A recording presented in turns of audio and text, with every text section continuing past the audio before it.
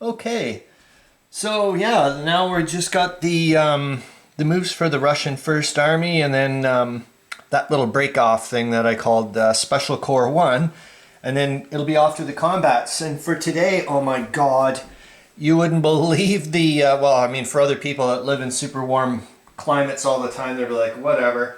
But I think today they're calling for like a high of 17 and sunny today. Oh my gosh, it's going to be so nice. Which is kind of a weird irony, but I'm bringing my winter bike into the store today. But it's kind of close to the river, so hopefully I'll be able to go there. On a side note, before I start, actually I did. I'm starting to write down notes so that way I don't kind of miss things. But was it last week? Yeah, I guess it was last week when we had our staff meeting. We went up the one floor above ours, and that's where the strategic planning group is. And I've been reading that book I was mentioning there on military or introduction to military strategy or whatever, short introduction to it or whatever. And it was mentioning that the difference between planning and strategy, and I guess the book was saying that. The difference basically is that strategy involves conflict and I guess if you have an adversary or whatever. And I was thinking, oh geez, I guess these guys should actually be calling it planning policy, not strategic policy. But anyways, this is the thing. This is the kicker, and oh God, it drove me nuts. Their logo is a bunch of hexes and on their walls. And I'm like, God, no one appreciates this except a gamer. This sucks. They have these giant wall hexes. Like, I don't know. They're really like floor tile typey things, but like made to like go on a wall. And they're like, randomly, or oh, I'm like, God almighty, I'm gonna have to stare at that during a staff meeting. I'm like, are you kidding me? All I want to do is like be here at like 3 in the morning and go mental on the wall. And, leave with a hex-shaped back, but tough. But, oh well. I also just finished watching one, and then I'll get on to the moves, I'm sorry. But this is, you gotta remember, it's also, it doesn't matter. I'm doing this whole thing, I'm just enjoying it. One series of lectures that I love watching and listening to is from the National World War One Museum and Memorial, or Memorial, whatever. It's in the States, and the one I just finished watching was by Gary Armstrong. Holy smokes, was it ever good. He's a really good speaker, and I can't wait for my brain to kind of finish, because he had a lot of stuff, and I'm not saying earth-shattering or whatever, but sorry, hold on, I gotta grab some coffee at this time of the morning. It was about why the war didn't end in 1915, and wow, it's called "Between the Rock and a Hard Place," about why the war did not end in 1915. And he uses this analogy of the dollar store auction, which I've got to look it up later. Anyways, I am certainly going to be watching and listening to his lecture later. But like I said, I need my mind to kind of digest what all the stuff he said. It was just like, whoa, that was really good. Also, it's been rummaging around in my head, well, off and on, but I think it kind of really started. It hammered home last night. I don't think I'm going to win a single game of Der Weltkrieg until I clue in how to win at Der Weltkrieg, if that makes any sense. And it's all about the demoralization points. The combat, this game, obviously, it's centered around that. But, that's the vehicle to get you to how to win. But the why you win or whatever, I guess, is the demoralization points. And I keep forgetting that, or I guess I focus sometimes too much on the combat and, that stuff. That's why I'm kind of hoping, I really am hoping that when I go to the Grand Campaign, those other factors of how to get the other side, to accumulate more demoralization points. It's not just about the combat all the time. For a perfect example in this game, remember there's certain periods in the war in this game, like in September and whatnot. If the Russians, if they have a ton of troops close to Königsberg, Germany just takes a pounding with accumulating demoralization points. Those type of things. So yeah, okay, the combat got you there, but I mean, you had the plan to get there and keep some people there. If you start putting up, maybe if I make a lot of little fires all over the place, it's hard for the Germans to put them all out. So therefore, you know what I mean? I guess I'm just trying to go down that road. Whatever. What else? I forgot to do in the video one of the reinforcements that was coming on just north of, sorry, not north of Proshkorov. I can't remember where, but it doesn't really matter. It was off to the east there, coming down, and I railed it like a mother. It obviously was supposed to go down to Galicia, but like I said, I'm using Warsaw right now as my reinforcement and recombination hub. So I checked yet again, and I also popped it in on the rail capacity thingamabob, and I'm still good. And I think I've got like 2 more divisions I could have moved over, but that's not happening. So yeah, they moved into with 2nd Army and Battle Group 4, and they're maxed out because that's when I was freaking out about, oh shoot, I popped in 7, and then I was like, no, headquarters don't count unless they've got supply points, so just mellow.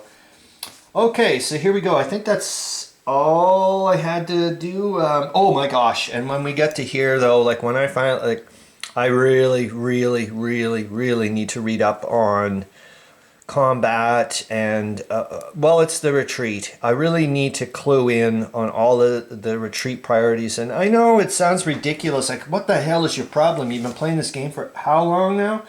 And and it's that's the way my brain works. And, I really need to. And also another thing, I was watching, on a live stream thingamabob there, watching it last night there, and one of the people mentioned it. Oh darn! Now my train of thought just went. Oh shoot! But no, there we go. Welcome to my brain. Anyways, I'll go and grab the play-by-play. Anyways, the person made a really good comment. Oh my God! Lord have mercy. That's all I gotta say.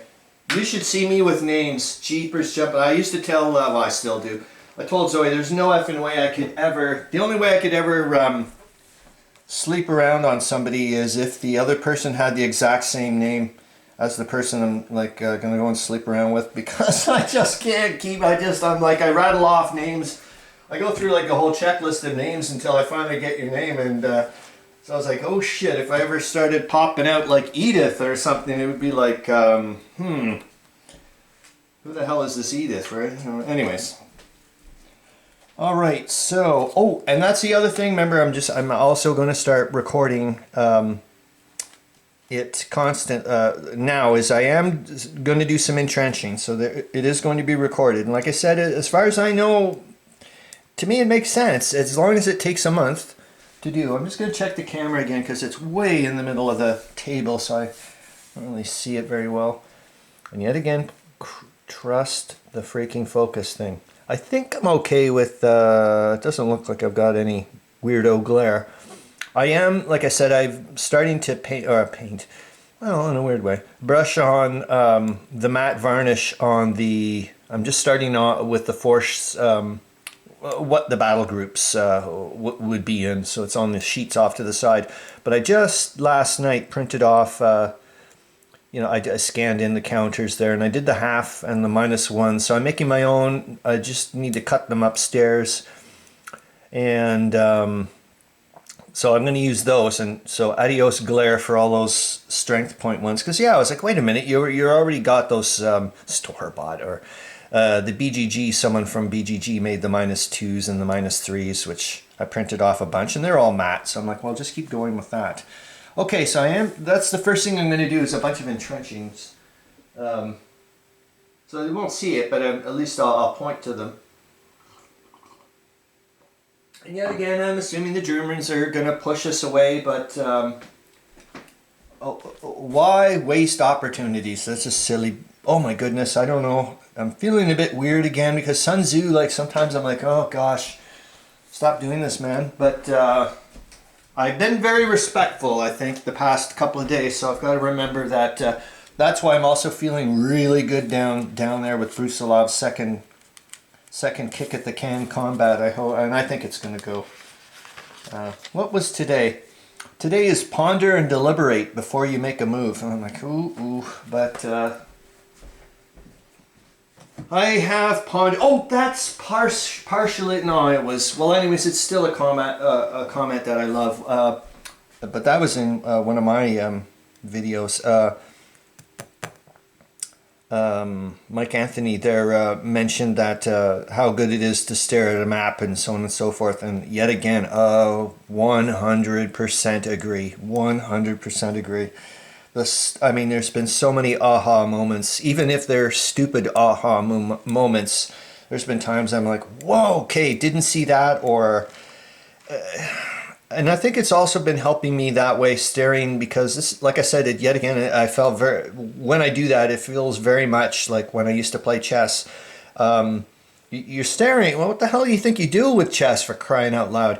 You're staring at the goddamn board, and, you know, and then you start seeing moves. You can see where things are going to start to develop, and that's, I guess, what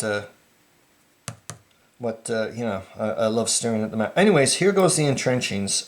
So I'm going to start entrenching at 1803. So right here, that's that beautiful little funk spot. And then start entrenching at 1904. And oh, maybe I can't. Because if I start, well, we'll see. If the way I'm looking at it, I should not be allowed to entrench in a hex if any of the only time I should be allowed to entrench in a hex is if there are combat units or units that can entrench that don't move. So if I like pop some, it doesn't matter about, well, Chris, you know, you never vacated the hex. So I'd be like, yeah, but those dudes moved out, you know, when other people, like, that's, to me, it's like, no. So okay, so 1803, so as long as somebody in there doesn't move, the way I'm looking at it in my universe, that's fine. And then I'm going to start entrenching here as well. And then in 2005, so here. And do I have somebody there? Because obviously the Core HQ can't do it. Okay, goody. So that's the Caucasian Grenadiers. Okay. And start entrenching there. So that's that. Then I'm going to move the 54th Reserve from 1904. So if there's nobody there, that I can't entrench. That's the way I'm looking at it. Okay, so we've still got somebody there, so I'm okay. So I'll move the 54th Reserve from 1904 to 1803. So obviously I want to reinforce, and I think, yeah, that's probably what I'm doing with this little conveyor belty thing. And yeah, okay, we'll see what happens. Come on now. Up you go. Sorry, I gotta grab my coffee. I don't know about you guys, but the difference between me and coffee and tea, it's coffee is far more of a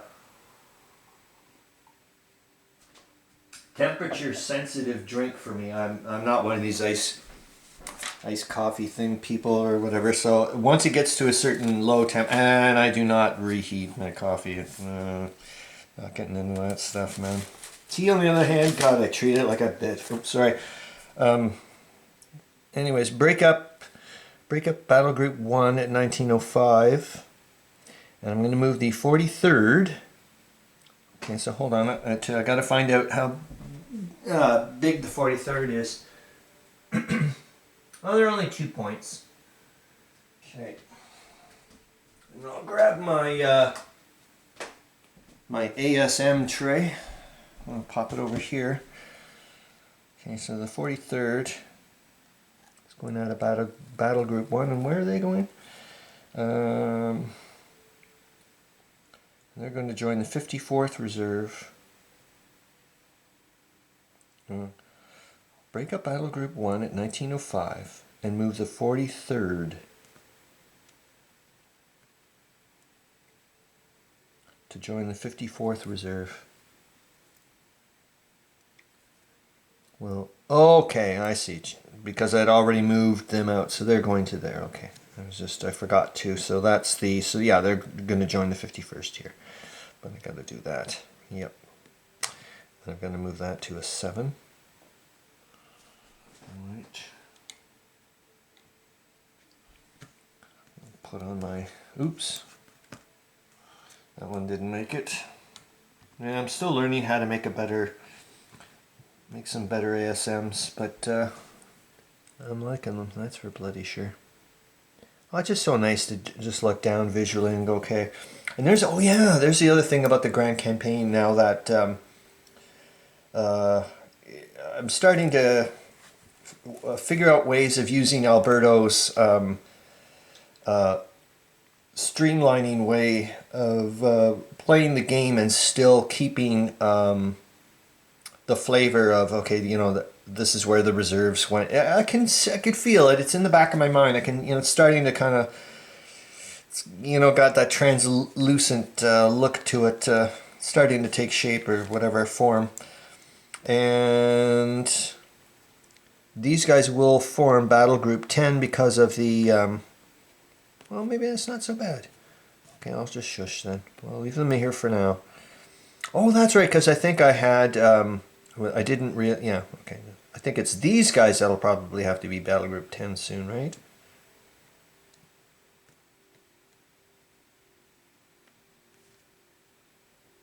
No, they're still, well, I'll leave them there. It's not the end of the world. Okay, so here's the Special Corps 1 now. Hold on, I'll take another sip.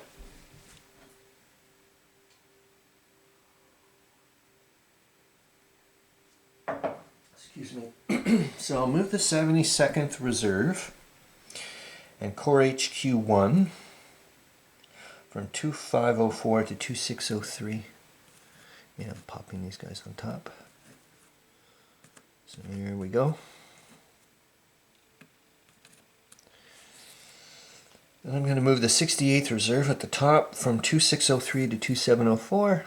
I remember way back when I was talking about turns and like trying to figure out so I think what I wanted to do originally was move Anatoly Rosenshield and the 29th over to here, and then I wanted to move the 68th Reserve across the river.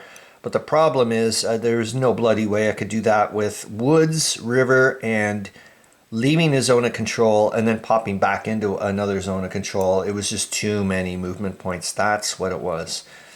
I think, yeah, because I was like, why didn't I want to, you know. Okay, so I'm going to rail, so let's see, all these guys, right? Is that it? Yeah, okay, so they're all going, there, went to. So I'm just going to take the train off because we all know where, like they're all in, but they're all going to, you know, individually. And just checking my thing here to see if I'm looking good. I think so. All right, so rail the 6th Siberian Division at 2909 in Grodno to 3002. I'm just going to put these guys off to the side. There we go. And where are you going? You're going to 3002. Alright, and then I'm detraining, and I can't get into a zone of control, but like I was saying in a previous, I like being in this option of, you know, can you cause them some grief? You know, I'll just shush and leave them. Let's see here. Yeah, you can just see them at the bottom there. Okay. Rail the Guard Cossack Division at 2909 in Grodno to 3005.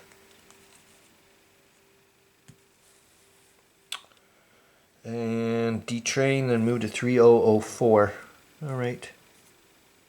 Also, I'm not, yeah, I don't know if it's, you know, I also kind of wanted to keep, except for this guy because of the zone of control issue, but I did want to, because of their slower movement values, just keep them on rails. Just give me the option of if I need to move them, rather than the cavalry.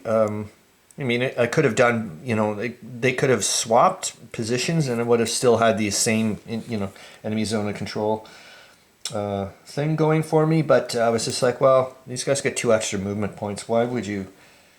That's just a waste of energy as far as I'm concerned. Might as well pop the people with the lower movement. Then I'm going to rail the 50th in Grodno to the fortress at Olita.